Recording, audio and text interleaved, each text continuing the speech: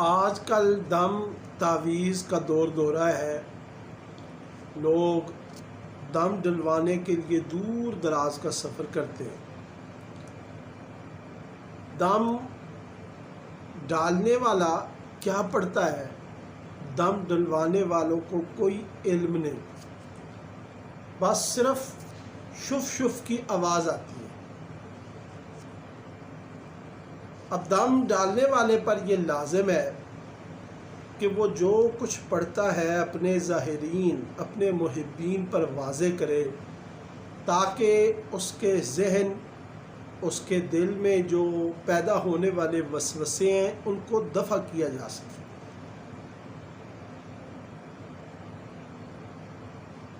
ہمیں چاہیے کہ ہم اس عمل میں نبی کریم صلی اللہ علیہ وسلم کی سنت مطہرہ کی اتباع کریں۔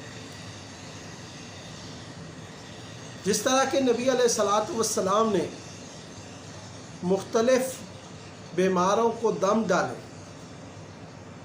ہمیں بھی وہ کلمات طیبات یاد کرنے چاہیے اور ان کو پڑھ کر دم ڈالنا چاہیے۔ وہ قرآن کریم کی آیاتوں یا کہ احادیث مبارکہ، ان تمام کی تمام کلمات طیبات میں شفا ہی شفا، ثواب ہی ثواب ہے۔ اب لوگ یہ کہتے ہیں کہ جی ہماری زبان میں اثر نہیں ہے، اس لیے ہم دوسروں سے دم ڈلواتے ہیں، دوسرے لوگوں سے دم ڈلواتے ہیں، تو یہ بات لغو ہے، اس بات کی کوئی حیثیت نہیں۔ انسان جو عمل اپنے لیے مضبوط کر سکتا ہے وہ کوئی دوسرا نہیں کر سکتا۔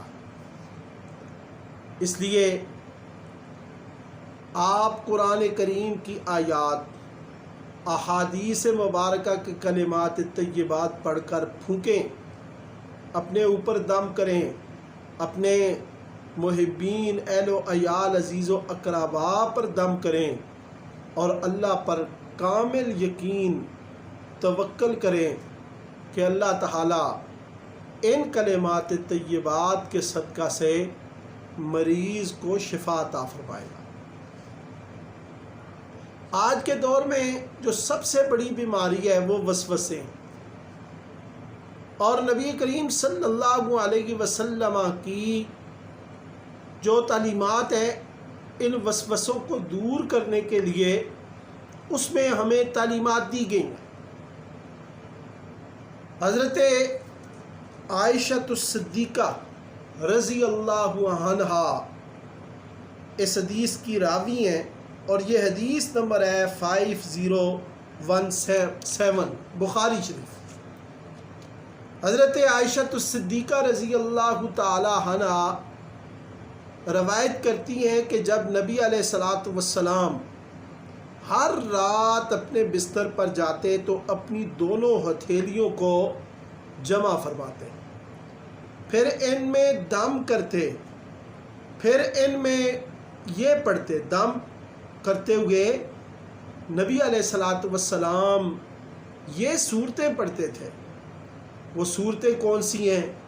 سورۃ الاخلاص، قل هو اللہ احد، سورۃ الفلق، قل اعوذ برب الفلق، اور سورۃ الناس، قل اعوذ برب الناس۔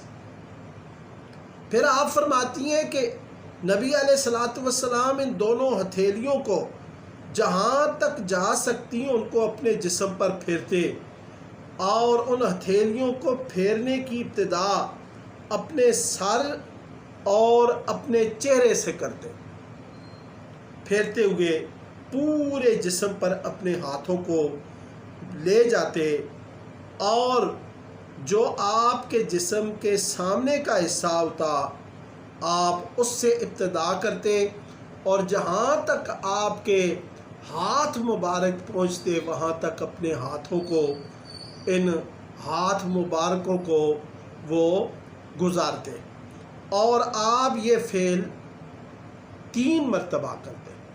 ایک دفعہ پڑھا، 3 آخری کل، ہاتھوں پہ دم کیا اور سر سے لے کر چہرے سے ہاتھ پھیرتے ہوئے سامنے کی طرف سے پورے جسم پر، پھر دوسری دفعہ بھی یہی تینوں کل، اور پھر تیسری دفعہ بھی یہ تینوں کل پڑھتے اور اپنے ہاتھوں پر دم کر کے سارے چہرے اور پورے جسم پر مل دیتے۔